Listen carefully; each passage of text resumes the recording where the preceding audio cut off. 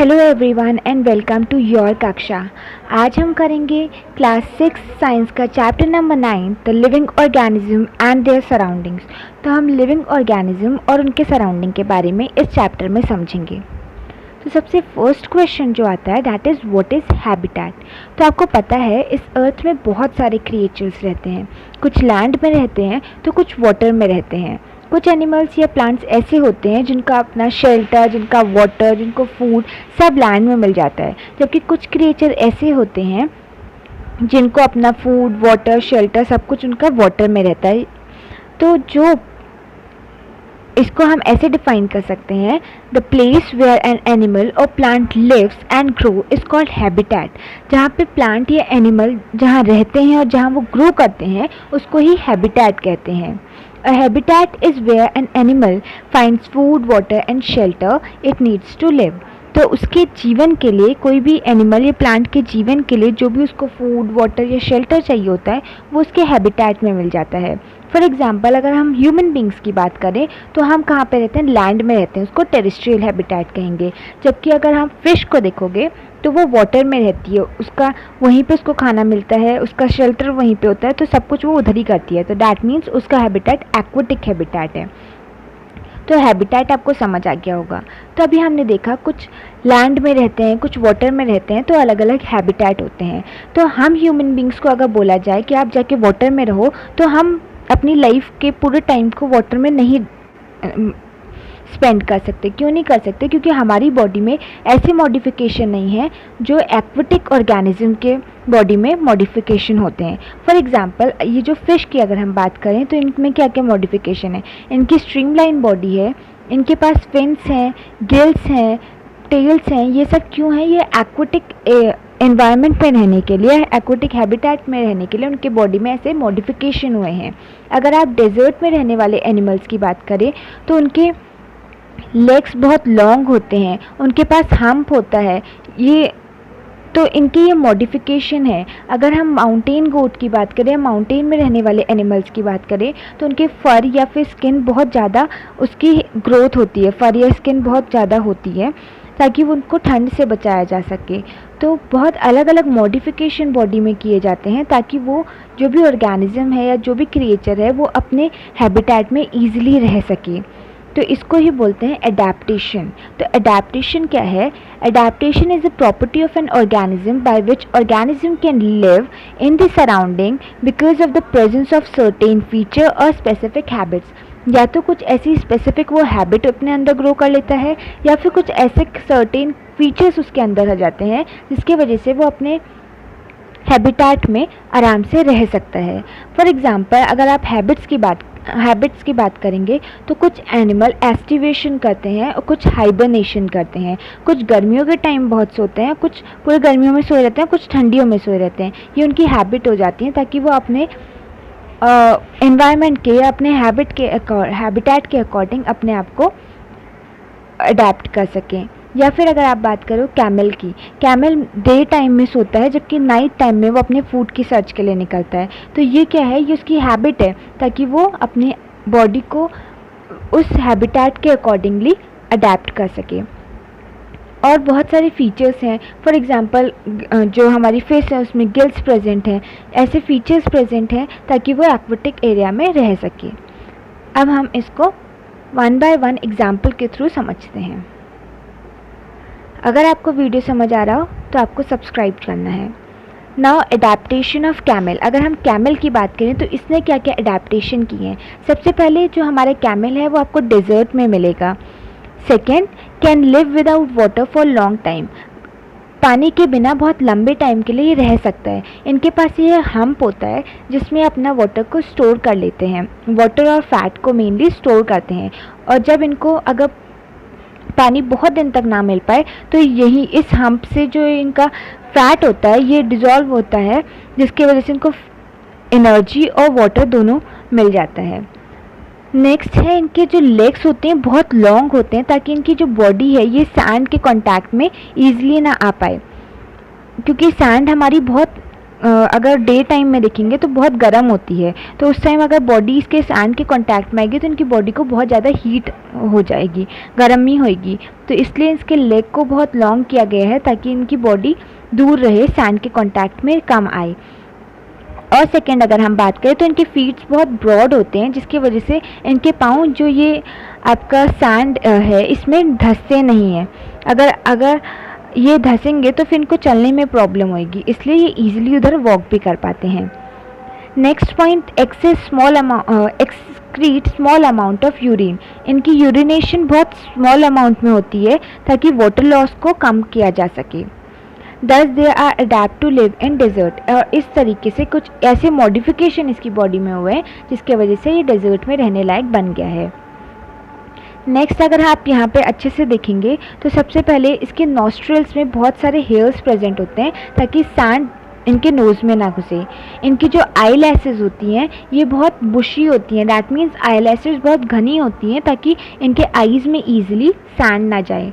Next इनके जो lips होते हैं ये बहुत थिक होते हैं, क्योंकि वहाँ आपने डेजर्ट के प्लांट्स देखे होंगे तो उनमें मेनली क्या होता है, वो स्पाइंस लाइक उनके जो लीव्स होते हैं वो मॉडिफाई हो जाते हैं स्पाइंस में। तो अगर ये उसको खाएंगे लीव्स को या उधर के प्लांट को तो उनके मुंह में चुभे ना वो। नेक्स्ट इनके जो फीट होते हैं ये बहुत लार्ज होते हैं ताकि इनका जो प्रेशर है ये रिड्यूस हो जाए, और अगर प्रेशर रिड्यूस हो जाएगा इसके वजह से ईजिली डेजर्ट में वॉक कर पाते हैं सैंड के ऊपर। नहीं तो क्या होगा, ये इनके पाँव जैसे ये रखेंगे तो ये अंदर घुस जाएंगे तो इनको प्रॉब्लम होगी, इसीलिए इनके फीट को लार्ज बनाया गया है। नेक्स्ट है कि ये लोग अपने दिन के टाइम में रेस्ट करते हैं जबकि रात को अपने खाने के तलाश में निकलते हैं। दिन के टाइम बहुत गर्म रहता है इसलिए रेस्ट करते हैं। अगर ये दिन में ज़्यादा घूमेंगे तो इनको प्यास भी ज़्यादा लगेगी, तो इसके लिए ये लोग दिन में रेस्ट करते हैं, वेराज नाइट के टाइम भी फूड की सर्च के लिए निकलते हैं। नेक्स्ट हम्प में क्या होता है, फैट स्टोर होता है। यहाँ पे अगर इनको बहुत टाइम तक पानी नहीं मिलेगा तो यहीं से इनको एनर्जी और वेराज वाटर का जो सोर्स होता है मतलब यहाँ पे इधर पे स्टोर हो जाता है, तो फिर इनको उस टाइम पे मिल जाता है इधर से। नेक्स्ट अडेप्टेशन होता है फिश का। अभी हमने कैमल का पढ़ा, अब हम फिश का पढ़ते हैं। फर्स्ट, फिश के पास स्ट्रीमलाइन बॉडी होती है। स्ट्रीमलाइन बॉडी हमने प्रीवियस चैप्टर में भी समझी थी, जो दोनों साइड से टेपरिंग होती है, टेपरिंग एंड होते हैं, माउथ से भी और टेल के साइड से भी, दोनों साइड से इनकी जो बॉडी होती है वो टेपर होती है, मतलब पतली हुई पिचकी हुई, यहाँ पे ऐसे कोन्स बनेगा, मतलब बिल्कुल टेपरिंग होती है, जबकि जो सेंटर पार्ट होता है वो ब्रॉड होता है। ये स्ट्रीमलाइन बॉडी क्यों होती है, ये इसीलिए होती है ताकि ये वाटर में ईजिली फ्लोट कर सकें। नेक्स्ट इनके पास फिन और टेल्स होती है जो बैलेंस कर सकती है इनको वाटर में। यहाँ ये जो होती हैं ये फिन्स होती हैं, जो पीछे जो होता है ये टेल होता है, इसकी वजह से इनका बॉडी मूवमेंट भी होता है, वेराज ये अपने वाटर में अपनी बॉडी का बैलेंस भी बनाए रखते हैं। इनके पास गिल्स होती है। हमारे पास जैसे लंग्स होते हैं ऐसे ही इनके पास लंग्स नहीं होते, इनके पास गिल्स प्रेजेंट होता है जो हेल्प करता है इनको, जो वाटर में ऑक्सीजन डिजॉल्व है इसको ब्रीद इन करने के लिए। अगर आप ह्यूमंस को वाटर के अंदर डाल देंगे और बोलेंगे कि इधर ही रहो तो हम नहीं रह पाएंगे, क्योंकि हमारे पास लंग्स प्रेजेंट होते हैं, जिसकी वजह से हम जो डिजॉल्व ऑक्सीजन तो वाटर में भी है तो पर हम उसको नहीं इनटेक कर पाते हैं क्योंकि हमारे पास लंग्स हैं, वेराज इनके पास गिल्स हैं जो कि इसमें हेल्प करते हैं। तो इनका मॉडिफिकेशन ही ऐसा हुआ है कि ये एक्वेटिक एरिया में या फिर वाटर में रह सकें। इनको अगर आप लैंड में लेकर आएंगे तो ये वहाँ पे सर्वाइव नहीं कर पाएंगे। तो ये है adaptation of fish. Habitat of organisms. अब हम आपको जैसे पता है कि ऑर्गेनिज्म के बहुत काइंड ऑफ हैबिटेट होते हैं, तो अब डिफरेंट काइंड ऑफ हैबिटेट के बारे में अब हम पढ़ते हैं। हैबिटेट को दो कैटेगरी में डिफ्रेंशिएट किया गया है। फर्स्ट इज़ द टेरेस्ट्रियल, जो भी लैंड वाले होते हैं उनको टेरेस्ट्रियल हैबिटेट कहते हैं, और जो भी वाटर में रहने वाले होते हैं that is aquatic habitat. Water को एक्वेटिक हैबिटेट कहेंगे जबकि लैंड को टेरेस्ट्रियल हैबिटेट कहेंगे। टेरेस्ट्रियल हैबिटेट को फिर से डिवाइड किया है, जैसे डेजर्ट में, माउंटेन्स में, ग्रासलैंड या फॉरेस्ट, ये सब टेरेस्ट्रियल हैबिटेट के एग्जांपल हैं, जबकि एक्वेटिक में ओशन हो गया, पॉन्ड्स हो गया, ये सब एग्जांपल हो जाएंगे हमारे एक्वेटिक हैबिटेट के। टेरेस्ट्रियल हैबिटेट के बारे में देखिए, the habitat which includes land, जहाँ पे लैंड है उसको ही टेरेस्ट्रियल हैबिटेट कहेंगे। For example forest, grassland, desert, mountain region, ये सब एग्जांपल हैं टेरेस्ट्रियल हैबिटेट के। एक्वेटिक हैबिटेट की अगर हम बात करें तो एक्वेटिक मीन है वाटर, जो भी हैबिटेट जिसमें वाटर इंक्लूडेड होता है उसको एक्वेटिक हैबिटेट कहेंगे। जैसे पॉन्ड हो गया, सी है, ओशन है, ये सब एग्जाम्पल हो जाएंगे एक्वेटिक हैबिटेट के। अब आपको बायोटिक एंड एबायोटिक कंपोनेंट्स के बारे में बताते हैं। आपके पास जो साइंस है ये आपकी 3 पार्ट में डिवाइडेड होती है, बायोलॉजी, केमिस्ट्री एंड फिजिक्स। तो आप बायोलॉजी को शॉर्ट फॉर्म में लिखते हैं बायो मीन्स क्या होता है? बायोलॉजी में मेन आप क्या पढ़ते हैं?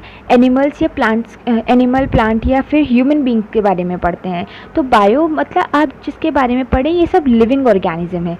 अगर आप प्लांट की बात करें, एनिमल की बात करें, ह्यूमन की बात करें, ये सब ही लिविंग है। तो बायोटिक, यहीं बायो से ये बायो को रिलेट करो तो ये क्या है? लिविंग होते हैं। जबकि एबायोटिक, ए मतलब ही नो होता है, जिसका मतलब जो लिविंग नहीं हो, डैट मीन्स नॉन लिविंग की बात करते हैं यहाँ पे। तो बायोटिक लिविंग ऑर्गेनिज्म की बात करता है, जबकि एबायोटिक नॉन लिविंग की बात करता है। Biotic component are the one which include all living being in an habitat. तो एक हैबिटेट में जितने भी लिविंग बीइंग हैं वो सब बायोटिक में आते हैं, जबकि जितने भी नॉन लिविंग थिंग होते हैं उस हैबिटेट में वो सब एबायोटिक कंपोनेंट में आते हैं। इसको आप यहाँ से समझ सकते हैं, बायोटिक और एबायोटिक। अगर आप बायोटिक की बात करेंगे तो लिविंग थिंग जैसे कि plant, animal, bacteria, fungus, protista, ये सब लिविंग थिंग्स हैं जो कि बायोटिक में आएंगे। बायो से आप समझ सकते हैं। एबायोटिक मतलब नॉन लिविंग थिंग जैसे कि water, soil, air, minerals, light, ये सब क्या है? ये एबायोटिक है जो कि नॉन लिविंग थिंग है। Now adaptation of organisms to the abiotic changes of their habitat। तो हम जिस हैबिटेट में रहते हैं वहाँ पे बायोटिक और एबायोटिक दोनों ही कंपोनेंट हैं।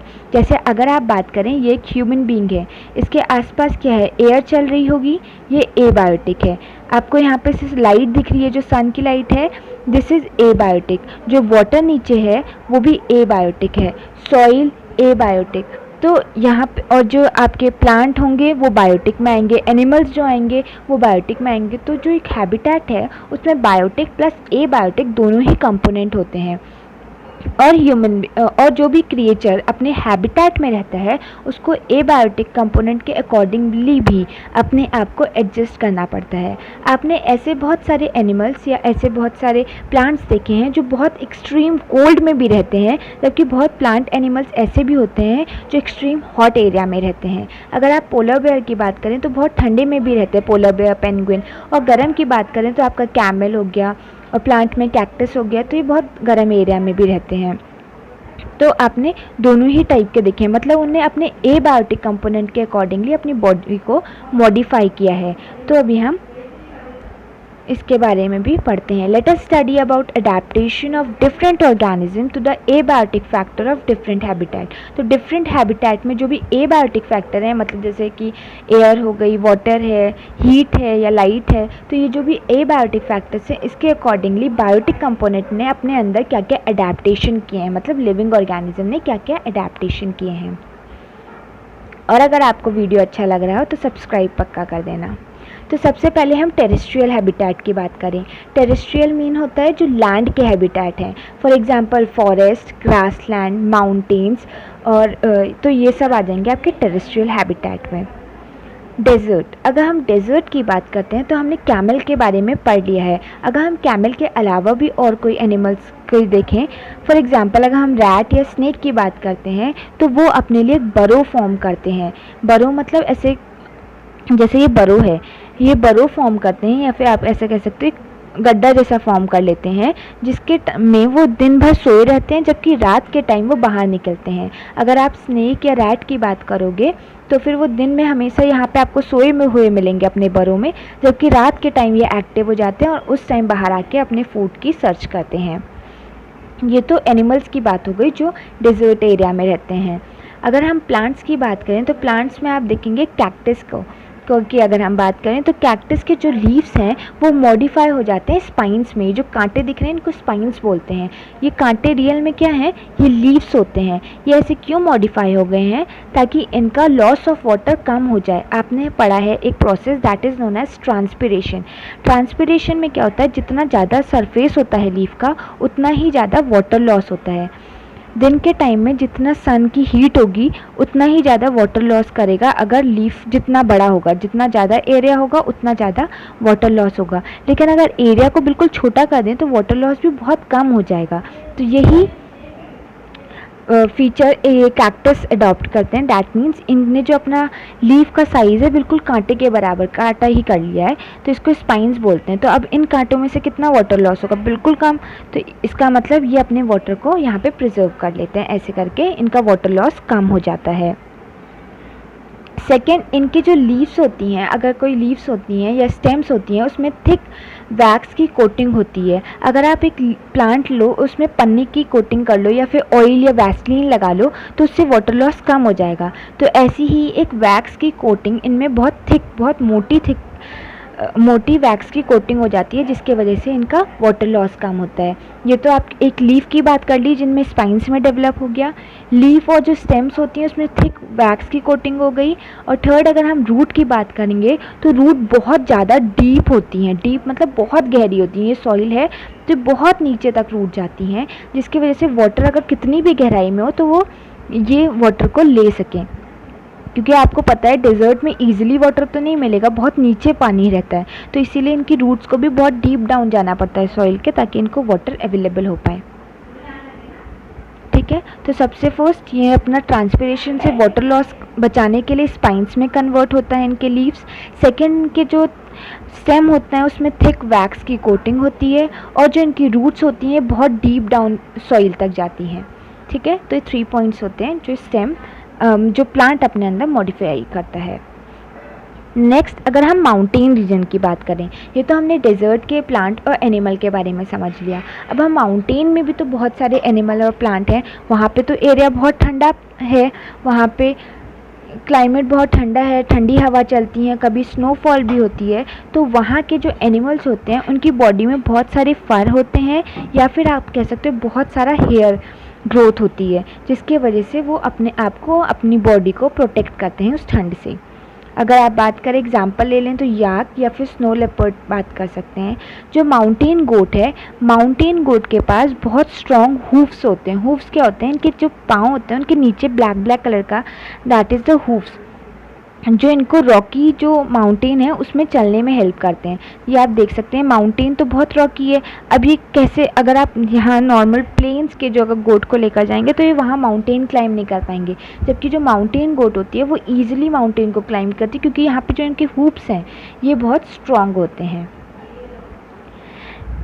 अब हम अगर ट्रीज़ की बात करें, माउंटेन रीजन के ट्रीज़, तो सबसे पहले उनकी स्लोपिंग ब्रांच होती है। जो ब्रांच होती है ये ऐसे करके ऐसे होती हैं, जैसे आपने क्रिसमस ट्री आप फॉर्म करते हैं ना तो ऐसे बनाते हैं ट्रायंगल, तो ऐसी ही इनकी ब्रांचेस जो होती हैं स्लोपिंग होती हैं, ताकि जो वाटर अगर हो या फिर स्नो आए तो वो ईजिली स्लाइड कर जाए। सेकेंड थिंग, इनके जो लीव्स होते हैं वो बिल्कुल नीडल लाइक होते हैं। बिल्कुल नीडल मतलब आपको पता है ना, सुई के जैसे पतले होते हैं, ताकि उसमें भी पानी रुके ना। आप यहाँ पे देख सकते हैं इनके जो लीव्स हैं बिल्कुल नीडल लाइक हैं, तो इसमें भी वाटर रुकता नहीं है, क्योंकि अगर बड़े होंगे तो यहाँ पे ईजिली वाटर रुक जाएगा, लेकिन अगर नीडल लाइक होंगे तो जो स्नो या वाटर है वो जल्दी से नीचे फॉल डाउन कर जाता है। तो आपने अब माउंटेन भी पढ़ लिया। अगर हम ग्रासलैंड की बात करें तो ग्रासलैंड में आप एक वर्ड देखेंगे, एक आएगा प्रे और एक आता है प्रेडेटर। इसको एक बार समझते हैं, प्रे एंड प्रेडेटर। प्रेडेटर वो होते हैं जो शिकार करते हैं, जबकि प्रे वो होते हैं जो शिकार हो जाते हैं। तो शिकारी जो होते हैं that are known as predator.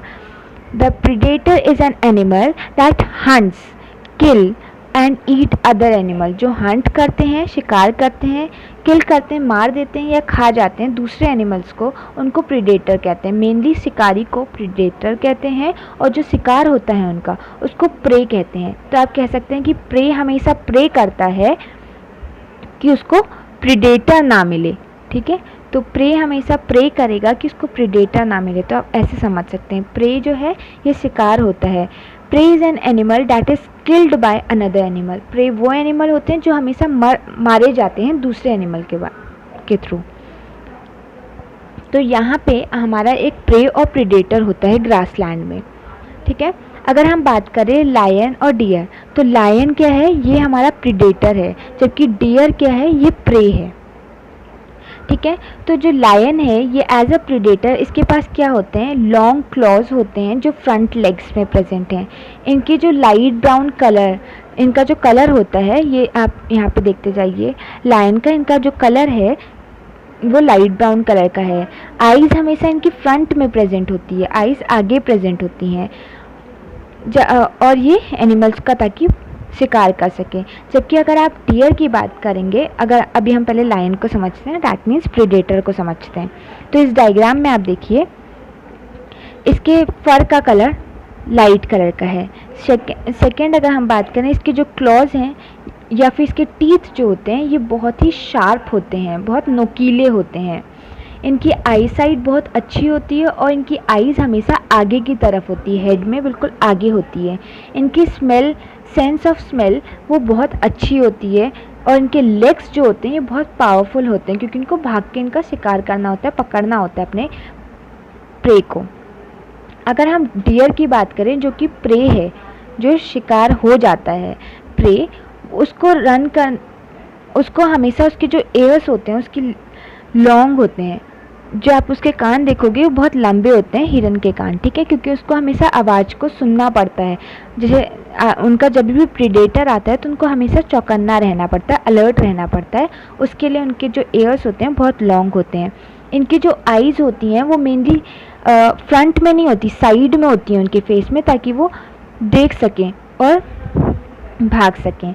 यहाँ पे आप देख सकते हैं ये है प्रीडेटर, जबकि जो डियर दिख रहा है दिस इज़ द प्रे, ठीक है। ये प्रीडेटर है और ये क्या है, प्रे है।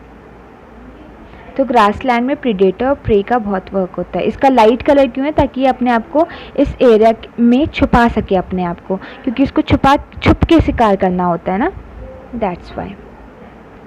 नेक्स्ट हमने टेरेस्ट्रियल हैबिटेट के बारे में पढ़ लिया, अब हम एक्वेटिक हैबिटेट के बारे में पढ़ेंगे। एक्वेटिक का मीनिंग क्या होता है, वाटर से। तो वाटर से आप समझ जाएंगे, तो जो भी वाटर में रहते हैं दैट मीन्स वो एक्वेटिक हैबिटेट में रह रहे हैं। तो ओशन की अगर हम बात करें तो फिश ने सबसे पहले स्ट्रीमलाइन बॉडी को अडॉप्ट किया। उनकी जो बॉडी होती है स्ट्रीमलाइन होती है, दोनों साइड से टेपरिंग एंड होते हैं, जबकि जो बीच वाला पार्ट है वो ब्रॉड होता है। इसकी वजह से इजीली स्विम कर सकते हैं। कुछ एनिमल ऐसे होते हैं जिनकी स्ट्रीमलाइन बॉडी नहीं होती है, यहाँ पे देख सकते हैं। Other sea animals which do not have streamline body stay very deep inside the ocean and when they move in water they make their body streamlined. तो जो जिनकी स्ट्रीमलाइन बॉडी नहीं होती है वो ओशन के में हमेशा डीप डाउन रहते हैं, बहुत नीचे मिलेंगे आपको, और जब उनको मूव करना होता है तो अपनी बॉडी को ऐसा फॉर्म कर देते हैं, वो स्ट्रीमलाइन जैसा बॉडी फॉर्म कर लेते हैं। और नेक्स्ट थिंग, जो एनिमल्स प्रेजेंट होते हैं ओशन में उनके पास गिल्स होता है ताकि वो डिज़ोल्व ऑक्सीजन को आराम से ब्रीद इन कर सके, उनको कुछ प्रॉब्लम ना हो वहाँ पे। जबकि कुछ एनिमल ऐसे होते हैं ओशन में जिनके पास ब्रीथ करने के लिए ब्लो होल्स होते हैं। फॉर एग्जांपल अगर आप डॉल्फिन्स की बात करोगे तो वो एयर ब्लो होल से लेती है, जो कि उनके अपर पार्ट ऑफ हेड में प्रेजेंट होते हैं, हेड के ऊपर प्रेजेंट होते हैं ब्लो होल्स, ठीक है। तो यहाँ से ये ब्रीद इन करती हैं एयर को। तो जो डॉल्फिन्स होती हैं ऐसे तो नॉर्मली वो नीचे बहुत टाइम तक बिना हवा के रह सकती हैं, बिना ब्रीथ करे आराम से वाटर में रह सकती हैं, लेकिन बहुत टाइम तक रह सकती हैं, लेकिन कुछ टाइम के बाद उनको एयर के कांटेक्ट में आना पड़ता है ताकि वो ब्रीथ कर सकें। तभी आपने डॉल्फिन्स को देखा होगा वो हमेशा पानी के ऊपर आती रहती हैं। यहाँ पे आप इस वीडियो में देख सकते हैं, क्योंकि इनके जो हेड में है वहाँ पे ब्लो होल्स प्रेजेंट होंगे, तो उसके लिए एयर के कांटेक्ट में आएंगे तभी यहाँ पे ब्रीथ कर सकते हैं। तो ये अगर हम पॉन्ड्स या लेक की बात करेंगे तो वहाँ पे फ्रॉग्स आपने देखे होंगे। तो जो फ्रॉग्स हैं ये दोनों लैंड में भी रहते हैं जबकि ये वाटर में भी रहते हैं। इनका जो पीछे के लेग्स होते हैं, जो बैक लेग्स होते हैं, बहुत स्ट्रॉन्ग होते हैं ताकि ये अपने प्रे को पकड़ सकें। और जो इनके जो फीट्स होते हैं इनमें वेब्ड फीट होते हैं। जो इनके फीट्स आप देखोगे तो ये जो यहाँ पे आपको दिखेंगे पंजे, उनमें ऐसे प्रेजेंट होता है, वेब जैसा फॉर्म्ड रहता है ताकि ये अब ईजिली स्विम कर सकें वाटर में। अब ये तो आपने एनिमल्स के बारे में देख लिया जो भी वाटर में रहते हैं। अब कुछ प्लांट्स भी हैं जो वाटर में रहते हैं। कुछ प्लांट्स तो ऐसे होते हैं जो वाटर के अंदर सबमर्ज्ड रहते हैं, वाटर के अंदर ही रहते हैं। नेक्स्ट टाइप के ऐसे प्लांट होते हैं जिनकी रूट्स तो वाटर में रहती है लेकिन उनकी स्टेम इतनी लॉन्ग होती है, आप देख सकते हैं, तो बहुत लॉन्ग होती है ताकि इनके जो लीफ हैं ये सरफेस ऑफ वाटर, जैसे कुछ प्लांट आपने देखे होंगे जो इनकी लीव्स आपको ऊपर दिखती है वाटर के सरफेस पे और यहाँ पे फ्लावर होगा, लेकिन जो उसकी स्टेम होती है वो बहुत लॉन्ग होती है और फिर नीचे जो रूट्स होती हैं वो आपके सॉइल्स में ही होती हैं। और थर्ड टाइप के ऐसे प्लांट होते हैं जो हमेशा वाटर में फ्लोट करते हैं। इनकी जो रूट्स हैं ये भी वाटर के ऊपर ही रहती हैं, ये भी फ्लोट करती हैं, स्टेम भी फ्लोट करती है और ये फ्लावर भी फ्लोट करते रहते हैं। तो एक जगह स्टेबल नहीं रहते, ये आज इधर हैं तो कल कहीं और आपको मिलेंगे, तो मतलब ये घूमते रहते हैं, मतलब फ्लोट करते रहते हैं। तो हमारे ये हैबिटेट के अकॉर्डिंगली, एबायोटिक फैक्टर्स के अकॉर्डिंगली मेनली बायोटिक कंपोनेंट ने कैसे अपने आप को मॉडिफाई किया वो आपने पढ़ लिया। अब हम पढ़ेंगे there are living beings different from non living thing. तो कुछ लिविंग थिंग्स होती हैं जो नॉन लिविंग थिंग से डिफरेंट होती हैं, तो इसके भी कुछ क्राइटेरिया हैं। आप एक टेबल चेयर को देखो और एक अपने आप को देखो, तो आप में और उसमें बहुत डिफरेंस है। वो आप लिविंग हो जबकि वो नॉन लिविंग थिंग है, तो आप कैसे डिफ्रेंशिएट कर सकते हो ये समझते हैं। सबसे पहले अगर हम बात करें फूड, अगर आप प्लांट देखो या एनिमल देखो या ह्यूमन देखो तो हमको फूड की रिक्वायरमेंट है, जबकि आप टेबल चेयर अपने देखो तो उनको आप फूड नहीं देते हो। प्लांट का फूड का तरीका अलग है जबकि हमारे फूड का तरीका अलग है। कैसे? जो प्लांट है इसमें एक प्रोसेस होती है जिसको बोलते हैं फोटोसिंथेसिस। इसको हमने पहले की वीडियोज़ में पढ़ रखा है। फोटोसिंथेसिस ऐसी प्रोसेस होती है जहाँ पे सनलाइट, वाटर, कार्बन डाइऑक्साइड की हेल्प से जो आपका प्लांट है ये फूड प्रिपेयर करता है, जो कार्बोहाइड्रेट जिसको बोल सकते हैं, शुगर बोल सकते हैं, स्टार्च बोल सकते हैं, मतलब फूड ये अपना प्रिपेयर करता है in the presence of sunlight, carbon dioxide, water and chlorophyll. इनकी प्रेजेंस में फूड प्रिपेयर होता है प्लांट का, तो ये अपना खाना खुद प्रिपेयर करते हैं।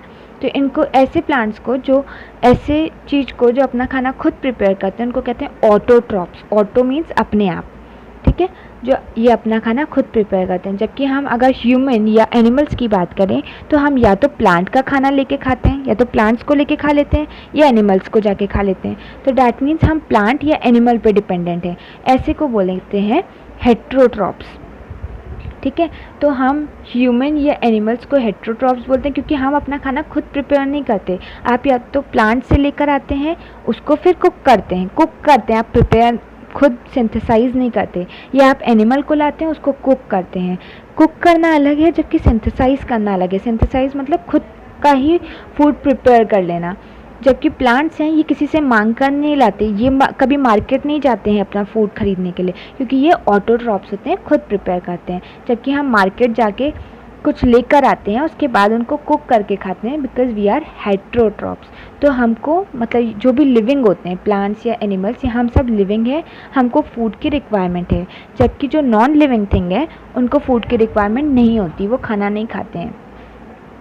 सेकेंड जो डिफरेंस है दैट इज़ ग्रोथ। अगर आप ह्यूमन की बात करो या फिर एनिमल की बात करो या प्लांट की बात करो, जो भी लिविंग है मेनली वो ग्रो शो करता है।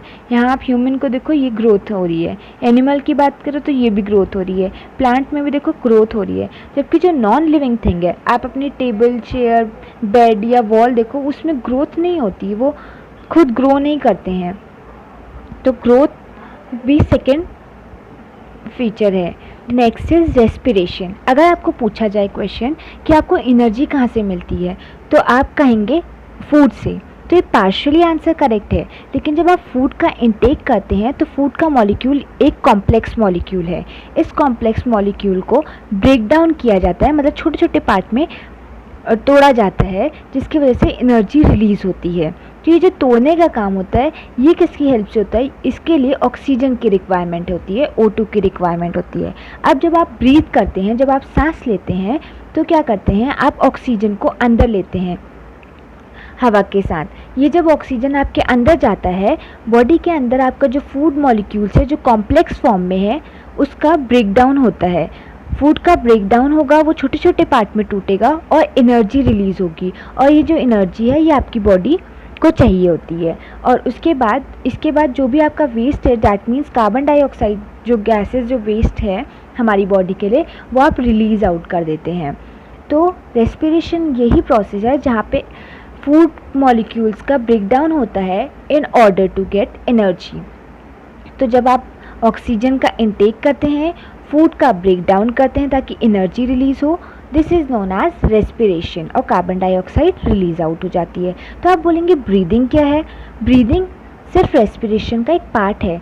ब्रीदिंग सिर्फ इतना है कि आपने ऑक्सीजन को अंदर लिया और कार्बन डाइऑक्साइड को बाहर रिलीज आउट किया, this is known as breathing. लेकिन इसके बीच में जो ये प्रोसेस होती है जहाँ पे ऑक्सीजन अंदर जाके फूड मॉलिक्यूल्स का ब्रेकडाउन करता है और उसके बाद एनर्जी रिलीज़ करता है और फिर कार्बन डाइऑक्साइड को एक्सेल आउट करता है, इस पूरे ही प्रोसेस को कहते हैं रेस्पिरेशन। तो ब्रीदिंग पार्ट है ऑफ रेस्पिरेशन। इसके बाद जो डिफरेंट ऑर्गेनिजम्स होते हैं वो अलग अलग वेज का यूज़ करते हैं ताकि वो गैसियस एक्सचेंज कर सकें। अगर हम फिश की बात करें तो वो गिल्स के थ्रू, हम जो ह्यूमंस हैं वो लंग्स के थ्रू, वेयर एज जो प्लांट्स होते हैं उसमें छोटे छोटे पोर्स होते हैं जिसको हम क्या बोलते हैं, स्टोमेटा के थ्रू अपना रेस्पिरेशन करते हैं। अब प्लांट में दो प्रोसेस आती हैं, एक होती है फोटोसिंथेसिस जबकि दूसरी होती है रेस्पिरेशन। जब फोटोसिंथेसिस की प्रोसेस होती है उसमें प्लांट कार्बन डाइऑक्साइड को लेता है और सनलाइट, वाटर और क्लोरोफिल की हेल्प से फूड को प्रिपेयर करता है और उस टाइम ऑक्सीजन को रिलीज आउट कर देता है। जबकि रेस्पिरेशन के टाइम वो ऑक्सीजन का इंटेक करता है और कार्बन डाइऑक्साइड को रिलीज़ करता है। ऑक्सीजन का इंटेक क्यों किया उसने? क्योंकि उसने फूड प्रिपेयर किया था in the process known as photosynthesis. अभी जो फूड है ये कॉम्प्लेक्स मॉलिक्यूल है, जब तक ये छोटे छोटे पार्ट में नहीं टूटेगा तब तक एनर्जी रिलीज आउट नहीं होगी। तो जब इसने ऑक्सीजन का इंटेक करेगा, जैसे ही ऑक्सीजन अंदर जाएगा, ये जो इसने कॉम्प्लेक्स फूड मॉलिक्यूल को बनाया है ये ब्रेक डाउन करेगा छोटे छोटे पार्ट में। जब ये छोटे छोटे पार्ट में ब्रेक डाउन करता है तब इसकी एनर्जी रिलीज़ होती है, जो कि प्लांट को एनर्जी चाहिए। फूड क्यों प्रिपेयर किया जाता है, कि क्यों खाया जाता है फूड को, क्यों, ताकि एनर्जी मिल सके। और उस टाइम एनर्जी मिलती है और कार्बन डाइऑक्साइड रिलीज़ आउट हो जाती है। तो ये फर्स्ट इम्पॉर्टेंट थिंग है। सेकेंड इम्पॉर्टेंट थिंग जो है, जो फोटोसिंथेसिस की प्रोसेस होती है, इसके लिए हमेशा सनलाइट के प्रेजेंस में होती है, मतलब ये डे टाइम में ही होगी क्योंकि सनलाइट आपको डे टाइम में प्रेजेंट रहती है। जबकि जो रेस्पिरेशन है, रेस्पिरेशन मतलब सिर्फ उसको फूड का ब्रेक डाउन करना है, तो ये नाइट टाइम में भी हो सकता है और ये डे टाइम में भी हो सकता है, क्योंकि फूड का ब्रेकडाउन तो किसी भी टाइम कर सकता है, जबकि फूड प्रिपेयर सिर्फ वो सनलाइट के प्रेजेंस में करता है जो कि डे टाइम में ही होता है। तो फोटोसिंथेसिस सिर्फ डे टाइम में होगा जबकि रेस्पिरेशन दोनों टाइम में होता है, डे भी और नाइट भी। तो ये प्लांट और एनिमल दोनों ही रेस्पिरेशन करते हैं, जबकि नॉन लिविंग थिंग जो होती हैं ना ये ब्रीथ करती हैं ना ये रिस्पायर करती हैं, ना उनको एनर्जी की रिक्वायरमेंट होती है ना उनको गैसियस एक्सचेंज की ज़रूरत होती है। तो ये लिविंग और नॉन लिविंग थिंग का एक और कैरेक्टर है to differentiate, that is respiration. Next अगर हम बात करें तो that is response to stimuli. Stimuli के अगेंस्ट जो आपका रिस्पॉन्स है, अगर आप कोई गरम तवे पे या कोई गरम यूटेंसिल पे अगर आपका हाथ गलती से लग जाए तो आप क्या करेंगे, उसको जल्दी से छोड़ देंगे, यही तो होता है। या फिर अगर गरम दूध का गिलास हो और आपका हाथ लगे तो आप क्या करते हैं, जल्दी से अपने हाथ को हटा देते हैं, ये क्या है, एक स्टिमुलस है। या फिर आप अगर ब्राइट लाइट में जाते हैं तो आपकी आंखें बंद होने लगती हैं, ये भी एक स्टिमुलस होता है। तो ये तो आपका एनिमल या फिर ह्यूमन में आप ये स्टिमुलस देख सकते हैं। लेकिन अगर आप बोलेंगे कि प्लांट में क्या स्टिमुलस होता है, उसमें तो उसके लिए आपने टच मी नॉट प्लांट देखा है, उसको आप जब टच करते हैं तो क्या होता है, उसकी लीव्स जो होती हैं ये बंद होने लग जाती हैं, ये स्टिमुलस है। सेकेंड, जो आपने सनफ्लावर्स देखे हैं वो लाइट की तरफ रोटेट करते हैं, मतलब वो लाइट की तरफ जाते हैं, तो ये भी क्या एक स्टिमुलस ही तो है।